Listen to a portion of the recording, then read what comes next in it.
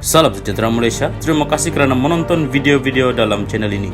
Sebelum kita mula, jangan lupa untuk tekan tombol subscribe, share, like dan komen. Let's go! Salam sejahtera dan salam perpaduan. Berita seterusnya dipetik daripada syahbudin.com.net bertajuk 10 bekas pemimpin UMNO bakal masuk PAS dan KJ minat bersatu. Bagaimana dengan Hishamuddin? Sebagaimana dilaporkan media, Setiausaha Agung PAS Taqiyuddin Hassan berkata, 10 bekas pemimpin UMNO termasuk Anwar Musa akan menyertai PAS dalam waktu terdekat ini. Kata beliau, pengumuman rasmi akan dibuat mengenainya tidak lama lagi. Di waktu yang sama, Taqiyuddin juga membayangkan bekas Menteri Kesehatan Khairy Jamaluddin atau KJ mungkin akan memilih bersatu untuk disertainya. Menurut KJ, lebih menunjukkan minat terhadap bersatu berbanding PAS. Dengan kenyataan Taqiyuddin ini bererti ada 10 bekas pemimpin UMNO akan melakukan hijrah perjuangan beralih sama ada menyertai PAS atau bersatu.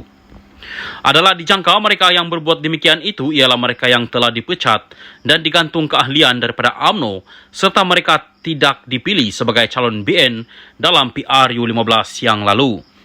Melakukan hijrah perjuangan sudah semestinya dengan harapan agar melalui parti baru yang disertai, mereka akan dipilih sebagai calon dalam PRN 6 negeri tidak lama lagi. Selain Anwar Musa dan KJ, siapakah selebihnya mereka yang akan berhijrah itu? Adakah ia juga antaranya termasuk bekas pengurusi UMNO Selangor, No Omar, bekas naib ketua pemuda UMNO Syahril Hamdan, bekas ahli parlimen Jempol, Salim Sharif dan lain-lain lagi?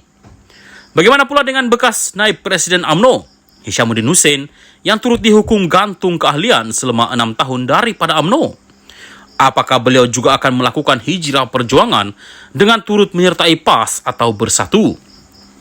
Dari segi logiknya, dengan digantung 6 tahun, masa depan Hishamuddin sudah boleh dikira telah padam dalam UMNO.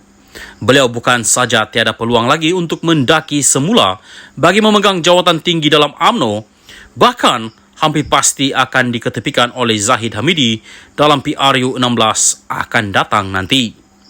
Pilihannya untuk mencerahkan kembali masa depannya hanyalah dengan bersikap sedikit berani untuk menyertai parti lain dan melupakan terus UMNO daripada hatinya.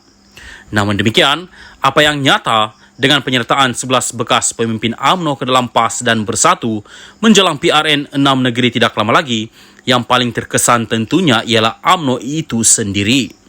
Pengaruh bekas pemimpin itu akan membuatkan UMNO akan terus kalah di kerusi atau negeri yang mereka tidak menang, malah akan mengencam kedudukan di kawasan yang sebelum ini mereka menang.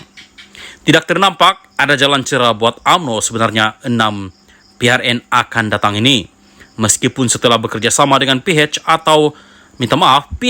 atas nama Kerajaan Perpaduan sekarang ini. Syahbudin Hussein, 19 hari bulan 5 2023.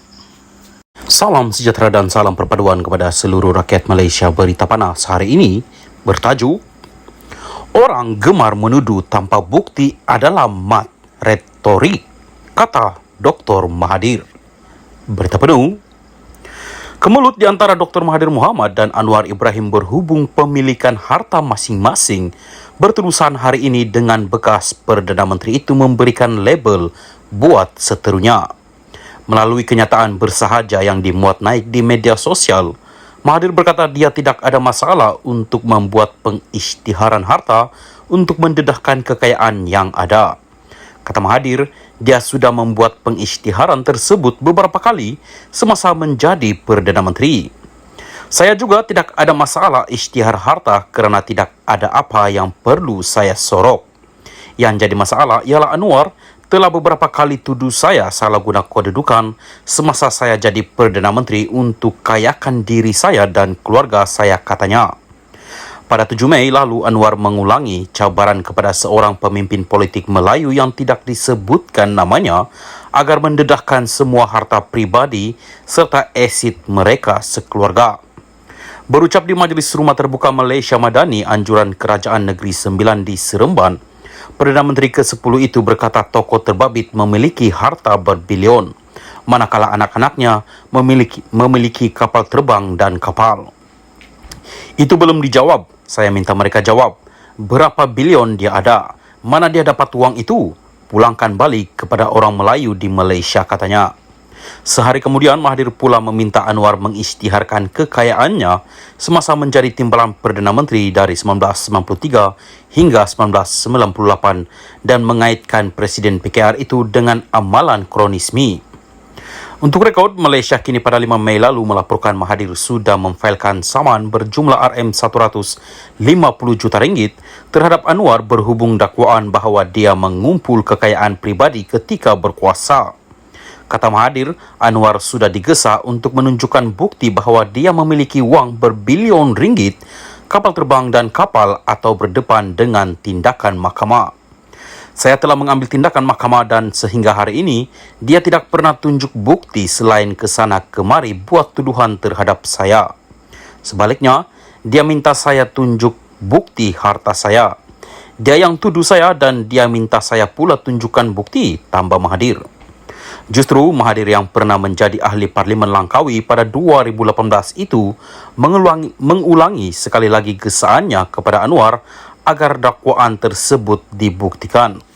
Setakat cakap di atas pentas politik tanpa ada bukti ini, siapapun boleh buat. Mereka yang begitu ini digelar mat retorik, katanya lagi.